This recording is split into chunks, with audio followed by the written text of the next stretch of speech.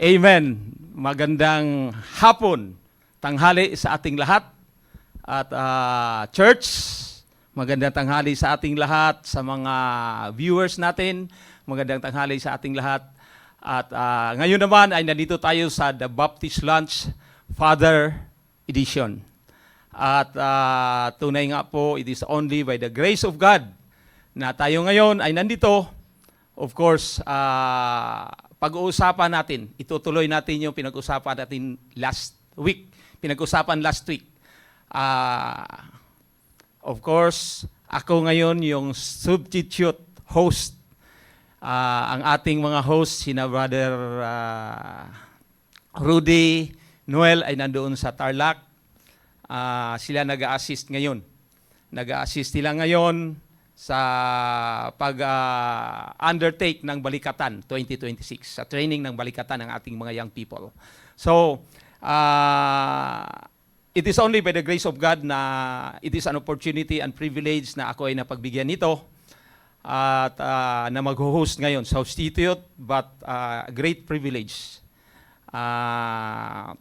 Again, ang activity na to, ang The Baptist Lunch, ay ito yung napakagandang activity na nakakatulong sa bawat isa sa atin. Lalong-lalo na sa mga tatay na kung saan ay nag-re-raise ng family. Nang-re-raise ng family, ganun rin. Hindi lang sa mga tatay ito, pati rin sa mga anak at pati na rin, lalong-lalo na sa mga nanay. Sa mga nanay na kung saan ay alam nila kung saan sila lulugar, kung ano yung mga duties and responsibilities. At lalong-lalo na sa mga tatay. Ang mga tatay ang siyang, of course, tayo yung nangunguna, we have that leadership sa ating family, at kung paano natin dadalhin ang ating family, i-guide sila unto God's hands.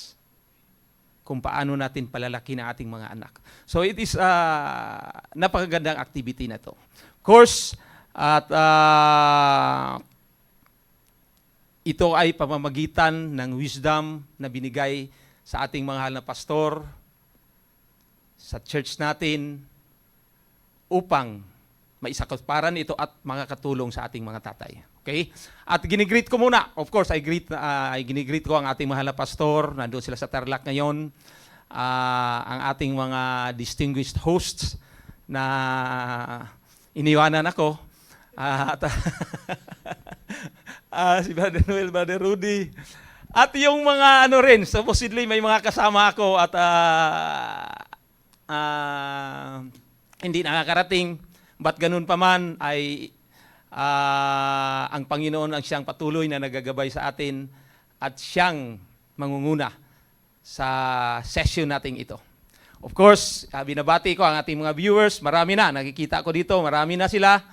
At mga nanay, may mga nanay, si Ma'am Sandra, si Ma'am Kapundan, Helen Kapundan, si Ma'am Ampig, of course, si Ma'am Alanige, si Ma'am Teodoro, si Ma'am Morse, si Ma'am Kapundan, at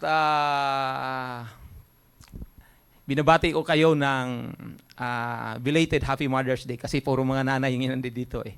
At ngayon ang pag-uusapan po natin, actually tinanong ko ang ating mga hosts kung ano yung napag-usapan nila last week. At ang napag-usapan natin, ang napag-usapan last week ay susundan ko rin din yun. Ito yung contentment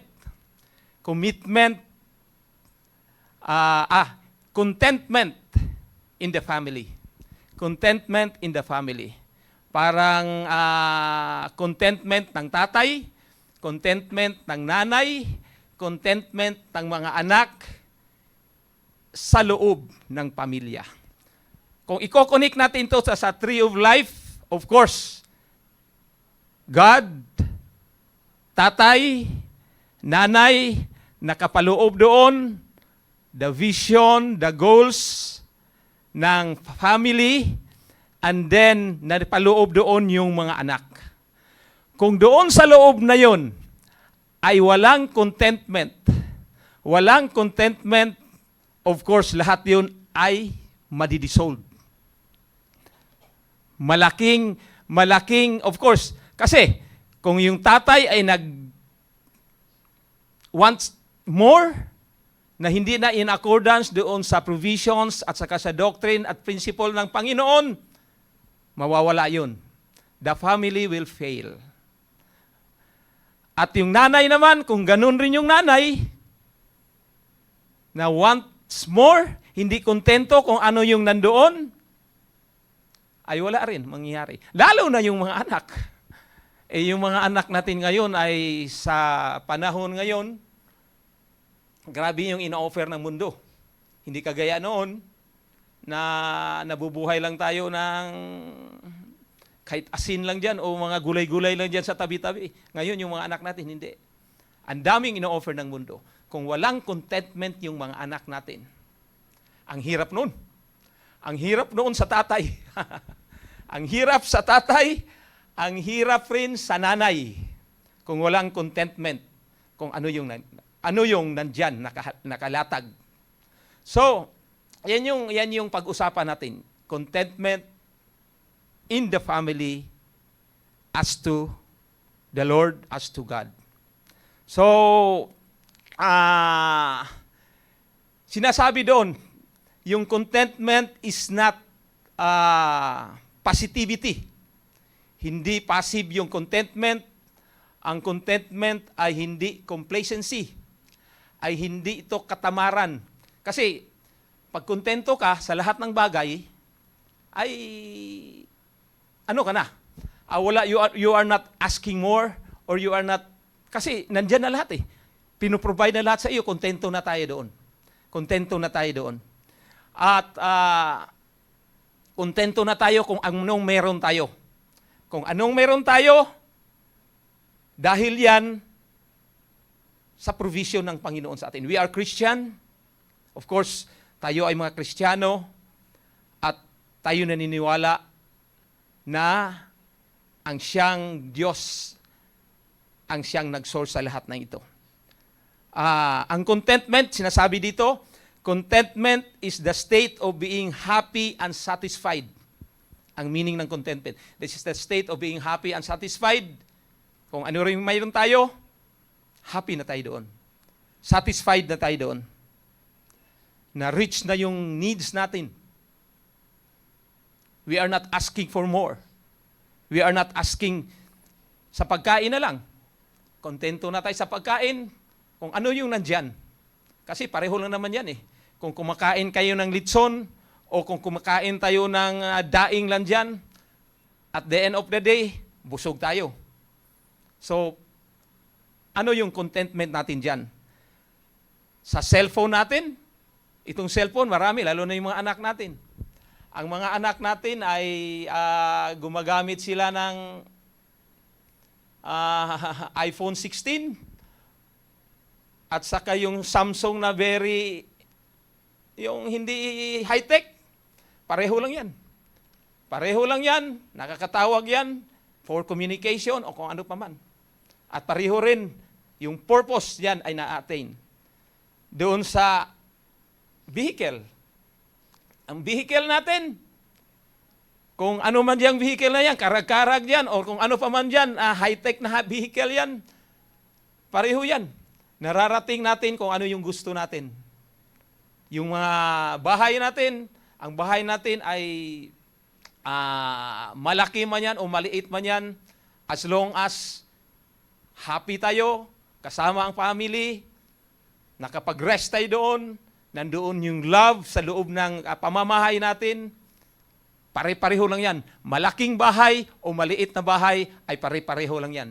At the end of the day, nakapagpahinga tayo, nagiging kadlungan natin kasama ang ating mga mahal sa buhay. So ito yun ay contentment. Contentment, pero yun nga, sabi ko nga kanina, ay hindi ito natin maihambing na ito ay laziness na. O ito yan ay complacency na. At ito ay kung ano pa man na magiging katamaran na sa bawat isa sa atin. But contentment ay yun yung the state of being being happy and satisfied kung ano tayo. Ito ay napakadaling sabihin. Basically, napakadaling sabihin po nito. Pero napakahirap gawin.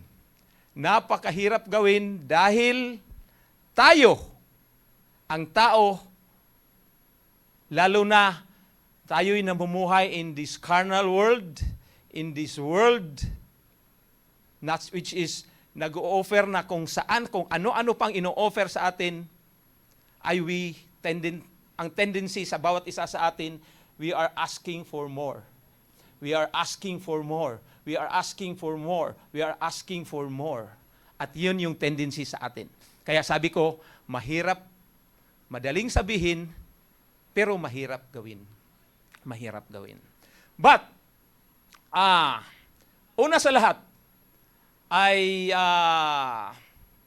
so alam na natin yung contentment is the state of being happy and satisfied.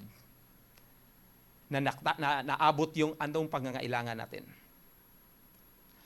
Ang contentment, ang contentment begin with a right perspective. With a right perspective kung ano yung basis natin, kung ano yung basihan natin, kung ano yung focus natin sa buhay natin. Perspective, contentment begins with a right perspective. With a right perspective. Sabi, anuhin mo natin. Ang verse natin ay Philippians chapter 4, verse 11 to 13. Nakalagay dito. Philippians chapter 4, verse 11 to 13. Verse 11, not that I speak in respect of want, for I have learned in whatsoever state I am, therewith to be content. In whatever state I am, therewith to be content. 12, I know both how to be abased and I know how to abound. Sabi nito ni Paul. Everywhere and in all things, I am instructed both to be full and to be hungry, both to abound and to suffer needs. Number 13, ano pakaganda dito? I can do all things through Christ, which strengtheneth me. Which strengtheneth me. Contentment begins with the right perspective. With the right perspective. And that perspective is trusting God's in our life. Trusting God's provisions, grace, and shaping us, tayo mga father, how we lead our family, how we love our children, how we discipline our children. Contentment ay hindi ito natural. It's not natural. Contentment ay mapag-aralan natin to. We can learn contentment. Kasi ang contentment ay this is a spiritual thing. We can learn contentment on our perspective, and that perspective is towards God. Contentment begins with a right perspective. And that perspective, and the basis of that perspective is towards God. Sinabi sa Genesis chapter 1, verse 1, sinabi dito, ang Panginoon, ang source lahat-lahat ng ito. Ginawa niya ang heaven, ginawa niya ang earth. God created heaven and earth. So, that perspective, everything comes from God.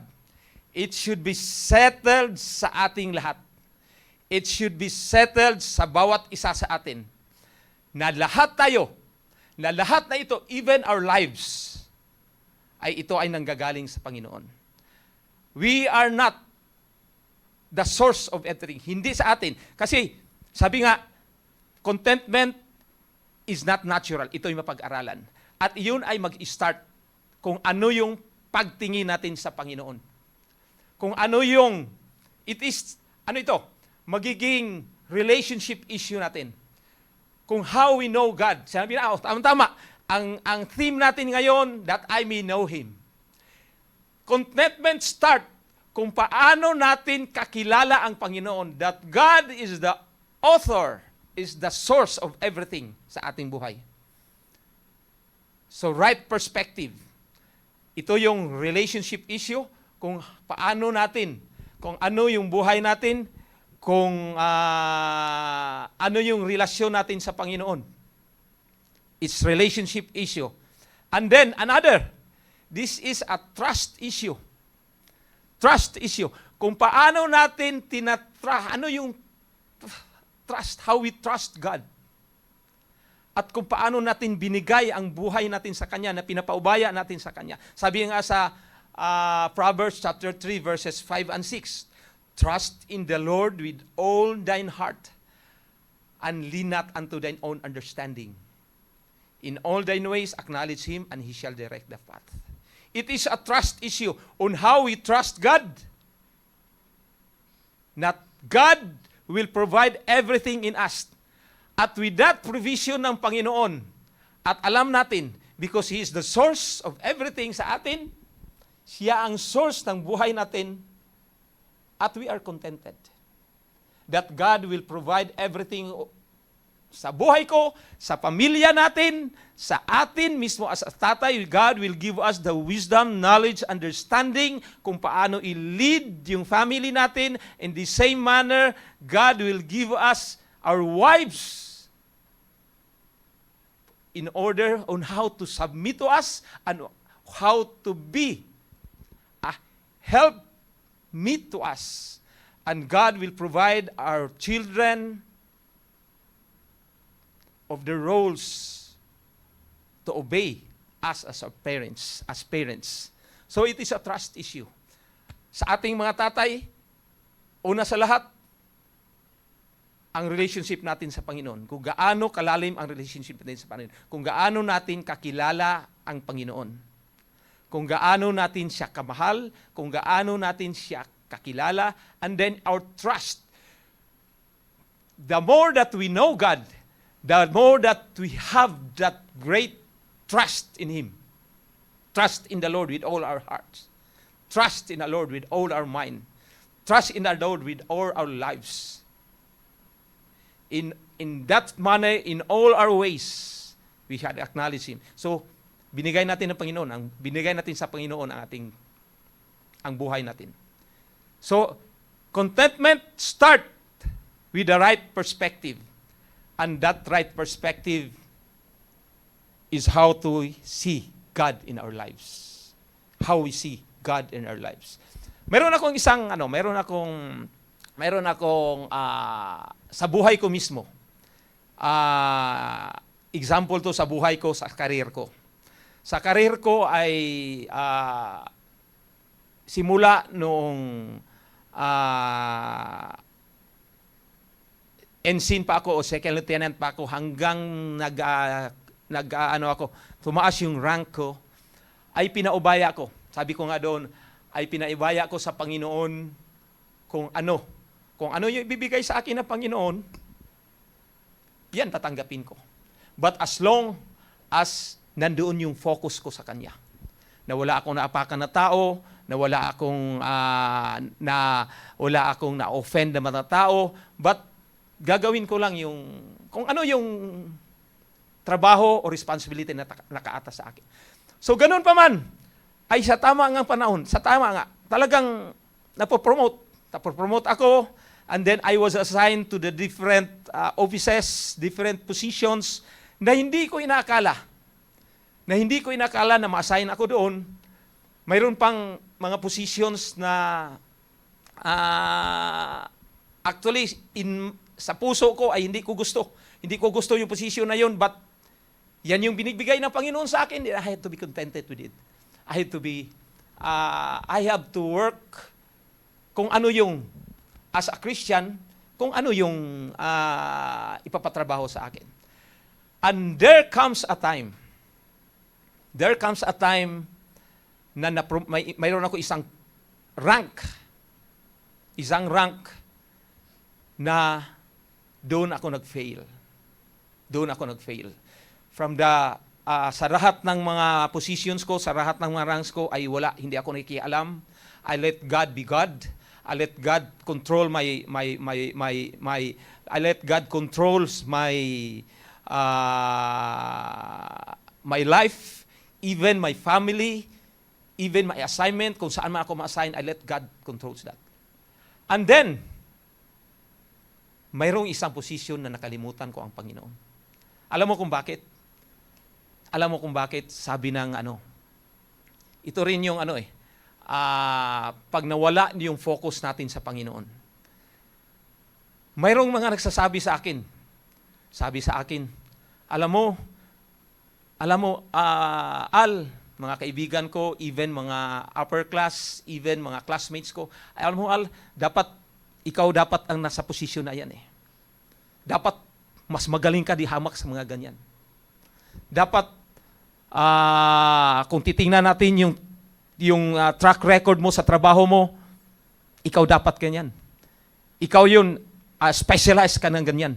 Sabi na ganyan. Specialized ka ng ganyan. Dapat ikaw ang nandyan. So ako naman ngayon, ay medyo napapop up si Brother Al ngayon. Sabi ko ganyan, dapat ako gaganyan ah. Bakit hindi ako napunta dyan? Bakit ako hindi na-promote dyan? Then, I started to want more kung ano yung kalagayan ko. Ano nang kalagayan? And that affect physically, that affect mentally, emotionally, that affects my family, and lalong-lalo na, it affects my spiritual life. Parang ang nangyari doon ay nagtiwala ako sa sarili ko. Nakikinig ako sa mga tao, nakikita ako kung ano yung ino-offer doon. Kung mapopromote ako, kung makukuha ko yung posisyon na yun, nakikita ako na. So nakalimutan ko. For all the years na ginagawa ng Panginoon sa buhay ko, nakalimutan ko sa isang iglap lang. Kaya sinasabi ko dito, contentment, madaling sabihin, mahirap gawin. Mahirap gawin yon kung ikaw ay hindi nakafocus sa Panginoon. Kung ikaw ay lumayo tayo sa Panginoon. Kung tayo we are focusing ourselves sa sarili natin and we are not focusing on God's. Kung nawawala yung right perspective natin, contentment ay hindi natin magagawa. Because contentment, the right perspective of contentment is God. God, at not I, or ourselves. Ang nangyari sa akin doon, it was pala, a lessons learned sa sarili ko. At nakikita ako doon, na Panginoon pa rin ang source ng lahat. Panginoon pa rin ang source ng lahat ng buhay natin. At nangyayari sa akin doon, hindi ako nilagay ng Panginoon doon. Hindi ako nalagay ng Panginoon at nilagay niya ako sa isang posisyon, sa isang assignment, sa isang rank na na ayaw ko, basically ayaw ko. Nilagay ako ng Panginoon doon, but nakita ko ngayon, binubulay-bulayan ko sa sarili ko, I'm asking for more. God has a wonderful plan in my life. At hindi na ito. I believe that yung gusto ko ay hindi yan yung plano ng Panginoon sa buhay ko. Because, sabi ko, ito yung binigay ng Panginoon sa buhay ko, ito yung right for me. At sa totoo lang, and that sa tingin ko ay pangit, sabi nga sa Romans 8:28. And you know that and we know that ano ba yun? Romans 8:28. All things work together for good. And you know that all things work together for good to them that love God, to them who are the called according to His purpose. Kung sa tingin man natin ay hindi tayo kontento diyon, ay hindi yan yung gusto natin, God will turn that into good for His purpose. For His purpose. Ang good at saka bad, kontento ka man o hindi ka man kontento, as long as you love God, as long as your perspective is to be with God, all things work together for good to them that love God, to them who are the called according to His purpose. So ang ibig sabihin noon, right perspective. We should be that right perspective with God. That God is the source of everything in us. Everything in us. Nung nandoon ako sa posisyon na yon, ang dami kong natutunan. Ang dami kong natutunan, ang dami kong namimit ng mga tao, at even dahil nakikita ko yung sarili ko na it has a lessons learned from me. At nakikita ko doon, mas lalo pang naging close ang relationship ko sa Panginoon. At mas lalo pa yung nakita ko kung ano yun, na yun pala ay sa tingin ko ay bad at nagiging good. Yun pala ay isang opportunity, yun pala ay isang privilege na binigay sa akin ng Panginoon. Nung una, hindi ko nakikita, but nung nandoon ako, it is, sa akala ko noon, curse, but it's a curse turns to blessing. But as long as nandoon ang Panginoon. So nakita ko doon, mas lalo pa akong tumibay ang pananampalataya ko sa Panginoon, at mas lalo pa akong nagwiwin ng kaluluwa, mas lalo pang maraming binago, of course, with the wisdom at knowledge na binigay ng Panginoon, at nakakatulong sa mga family, nakakatulong sa mga tao, nakakatulong doon kung ano pa, sa mga problema nila, na pilit ko silang dinadala doon sa Panginoon. Nagiging turn into blessing. It as contentment. Nag-start yun na hindi ako kontento doon sa buhay ko at that time. So, tatay, sa tayong mga tatay ngayon, we are the leader of the homes. We are the leader of our wives. We are the leader of our children. Una sa lahat, right perspective. Right perspective with God. We should assess ourselves, mga tatay. We should assess ourselves, our relationship with God. Ano kaya yung relationship natin sa Panginoon ngayon? Ano kaya yung relationship natin sa Panginoon ngayon? Mayroon ba tayong mga tinatago? Hindi tayo makapagtago sa Panginoon. Hindi tayo makapagtago sa Panginoon. God knows.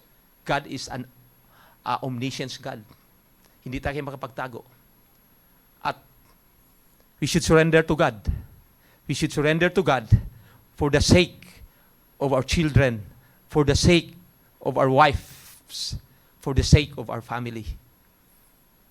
And then, surrendering to God, we should have that relationship to God. Right relationship to God. Right perspective.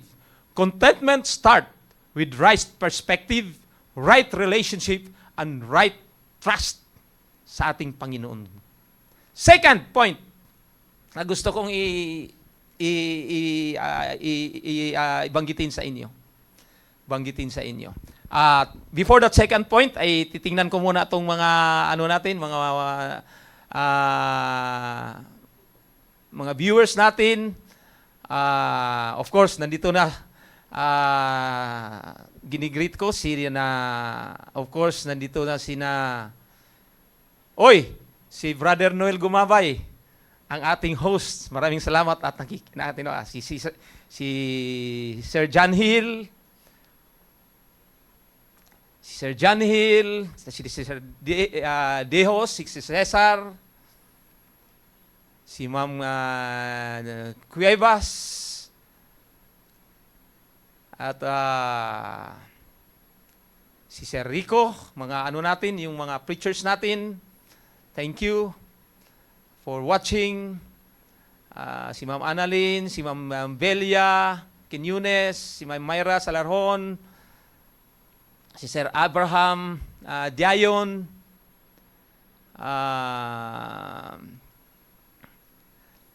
si Sir Agpuon, at thank you for watching, at tuloy-tuloy sama-sama tayong matututo, sama-sama tayong mag-aaral ng salita ng Diyos. Una, the first point natin kanina ay we should have that right perspective. Contentment begins with the right perspective. And that perspective is our relationship with God. At that God is the source of everything. Next, contentment. Sinabi na nga, source of everything. Contentment is rooted in God's provision. Contentment is rooted in God's provision. Una, our relationship with God, or how we know with God, and then, ang contentment is rooted in God's provision. Balik ulit. God is the source of everything. God is the source of everything. Parang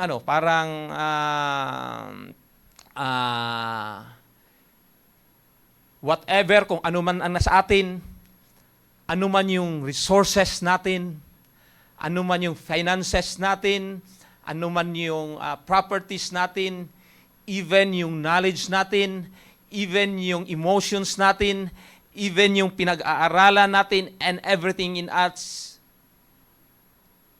rooted in God's provision. It is God's provision in us.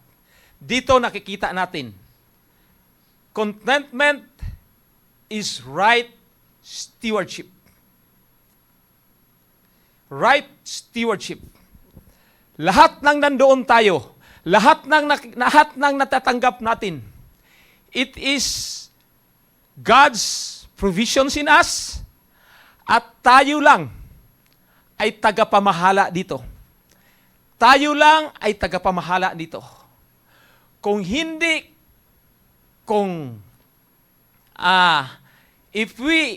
titingnan natin ito, na sarili natin, na ito ay nakuha ko naman ito dahil sa kagalingan ko. Ay nakuha ko naman ito dahil sa iyan ay dahil sa pagsisiko ko. Itong promotion na to, nakuha ko ito dahil sa kilala ko ito, kilala ko si kilala ko si General kilala ko si Chief of Staff, kilala ko si Philippine Navy. Ako naman ay sa church naman, ako ay nagiging leader dahil close ako kay pastor, or dahil sa sarili kong kasi ako ay magaling. Ito yung mga PhD na hawak ko, o ito ay mga masteral na hawak ko. Ako ay graduate ng ganito. Stewardship, lahat na ito na nangyari sa atin, we should have that in mind, na lahat na ito, tayo lang ay tagapamahala. Kung makikita natin yan, kung ano yung darating sa atin,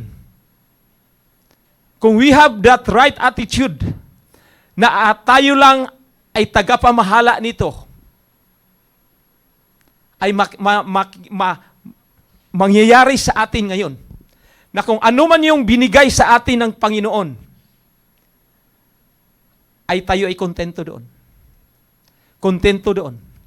Dahil yan ay bigay ng Panginoon at ako ang tagapamahala nito. At tayo lang. As a father, tayo mga father ay tagapamahala nito. Binigyan tayo ng mga father, binigyan tayo ng asawa, binigyan tayo ng anak, binigyan tayo ng trabaho, mga tatay, binigyan tayo ng, because of that, ay blines tayo ng Panginoon. Nagkaroon tayo ng finances, nagkaroon tayo ng budget, nagkaroon tayo ng mga bahay, nagkaroon tayo ng mga sasakyan, nagkaroon tayo ng kung ano pa man yung nasa family natin. Ang tanong ngayon, paano tayo namamahala doon sa provisions, sa blessing ng binigay ng Panginoon sa atin? Yan bang resources na yan ay nagiging means ba?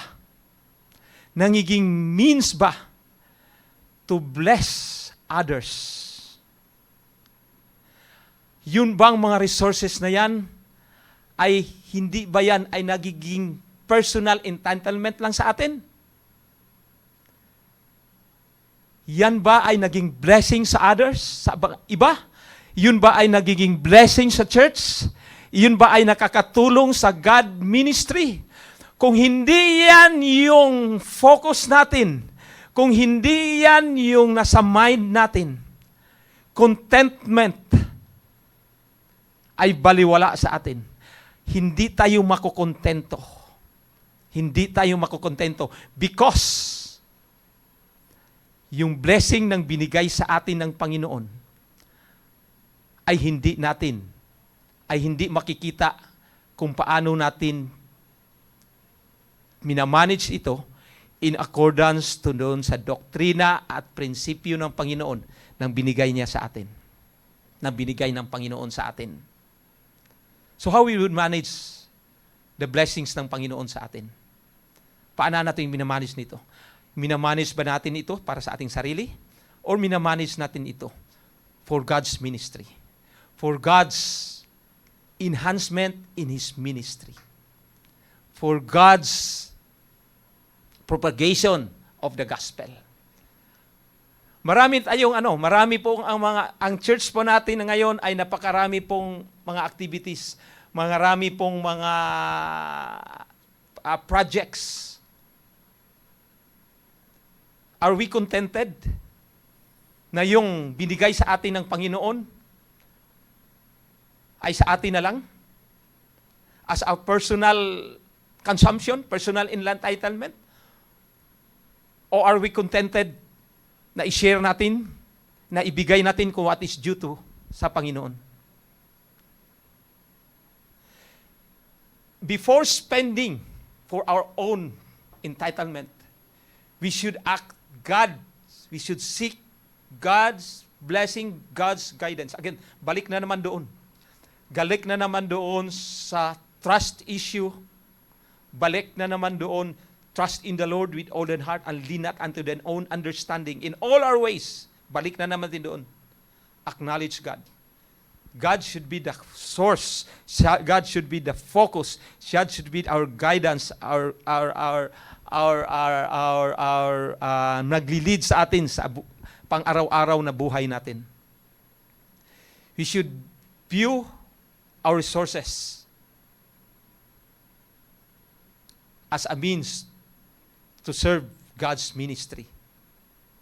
We should view our talents as a means to serve God's ministry.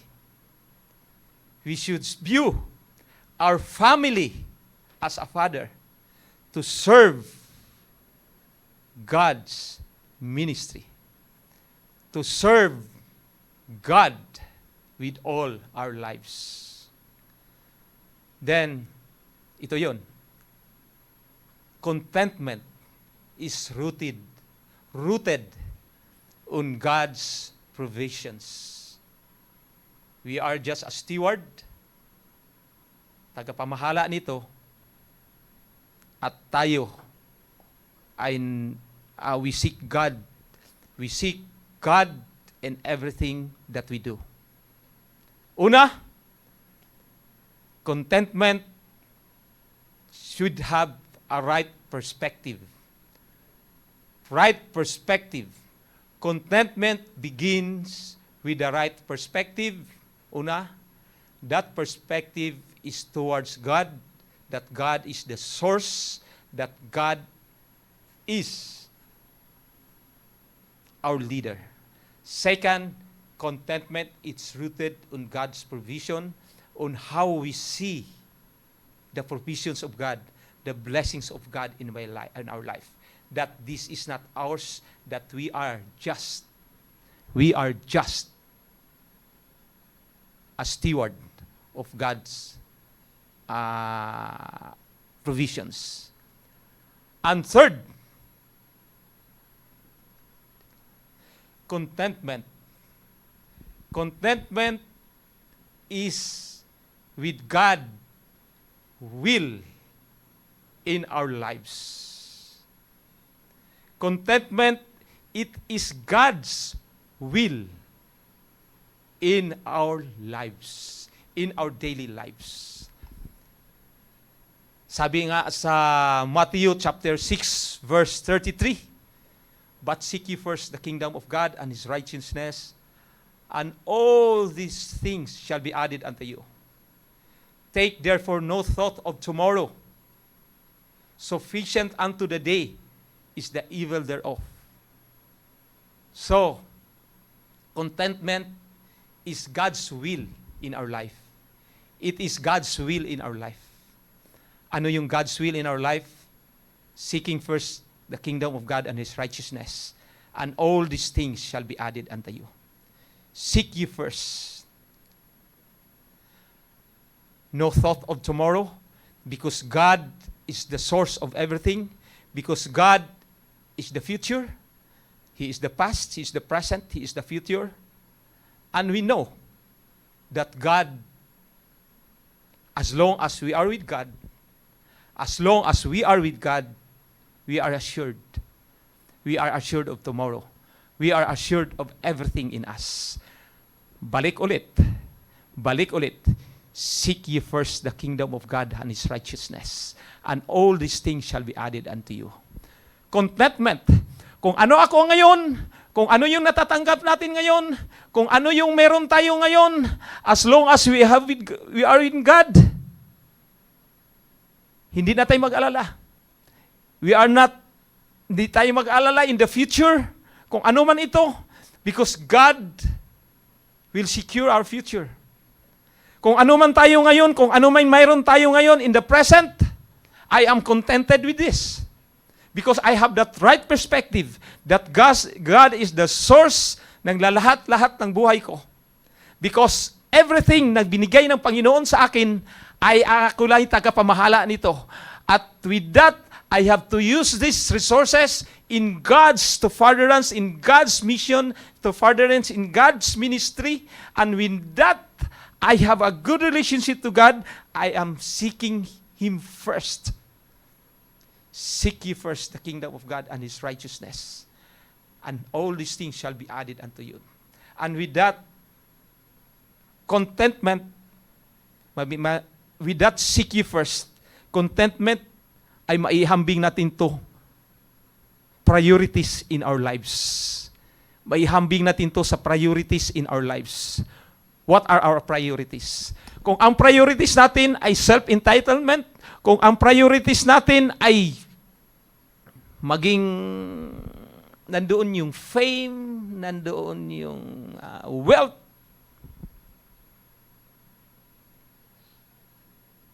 ay wala tayong kontento sa buhay, hindi natin matatapos yun.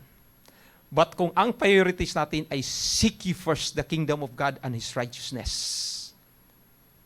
Seek ye first the kingdom of God, this is the promise. Seek ye first the kingdom of God and His righteousness, and all these things, lahat ng bagay shall be added unto us. No worry for the future. No worry kung ano pa man ang meron tayo. No worry kung sila man ay malaki ang bahay o maliit ang bahay tayo. No worry kung ang kinakain natin ngayon ay pa gulay-gulay man, sila ay mga lechon, sila ay mga crispy pata. No worry kung tayo man ay naglalakad o tayo man ay may kakarag-karag at sila man ay mayroong, kung ano pa naman mayroon sila, mayroon naman silang magandang sasakyan. But as long as we are with God, as long as God is with us, if God be for us, who can be against us? I am contented.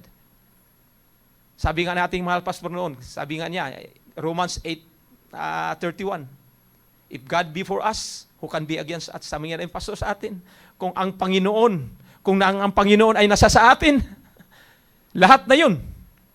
Lahat ng mga yun, mga kaaway man natin yan, o kung yun man ay paghihirap, kung ano pa man, ay maging kalaban niya ng Panginoon. Kung ano man tayo, ay maging kalaban ng Panginoon. So, contentment is kung ano yung buhay natin sa Panginoon. Kung ano tayo, kung ano yung posisyon natin sa Panginoon. At doon lang natin makukuha yung contentment natin, doon lang natin makukuha yung right contentment sa buhay natin. Right perspective with God, that the source ang binigay ng ating Panginoon. Right perspective with the source, with our God. Right perspective on the resources of how we utilize God. And right perspective on our priorities, prioritizing God in our lives. And that is contentment. And we could achieve contentment with that. Maraming salamat sa mga ating mga tagapakinig ngayon. Maraming salamat, and I do believe na, I just hope na may nakuha tayo na pag-aralan. Ako mismo ay ang dami kong natutunan. Ang dami kong natutunan habang tinitingnan ko itong pag-aralan ko, ay ang dami kong natutunan. Dahil yung contentment pala, madali lang sabihin, pero mahirap gawin. Magagawa lang yan if we have that right perspective with God, right perspective with the resources of God, and right perspective in our priorities towards God. And with that, contentment ay kayang-kaya natin. Because we are the love, we are the Son of God, we are with God, at ang contentment sa atin ay madali nating makukuha. Of God, sabi nga doon sa, balik ulit tayo doon sa verse natin. Ang verse natin kanina ay Philippians chapter 4 verses 11 and 13. Not that I speak in respect of want, for I have learned in whatsoever state I am, therewith be content. I know both how to abase, because tayo mga Kristiyano, sa wala at sa mayroon, alam natin, because we are focusing in God. And I know how to abound. Everywhere in all things I am instructed both to full and to be hungry, both to abound and to suffer need. Contentment, magagawa natin in the last verse. I can do all things through Christ, which strengtheneth me.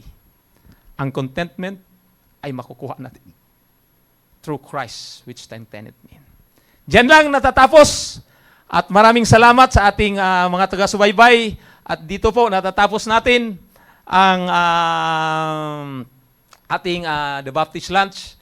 At hopefully ay next week, sana ay nandito na ating mga host. But it is only by God's grace and by God's mercy na tayo nagsasama. At again, mahal na pastor, maraming salamat for this opportunity na nakapag-share sa ating nakapag-share dito sa The Baptist Lunch, nakapag-share sa mga tatay, nakapag-share sa mga nanay, nakapag-share sa mga anak, sa ating nakapag-share sa church about contentment. Contentment sa buhay ng isang Kristiyano, contentment sa buhay ng isang tatay, contentment sa buhay ng isang nanay at ng isang mga anak. Maraming salamat po. At again, to God be all the glory.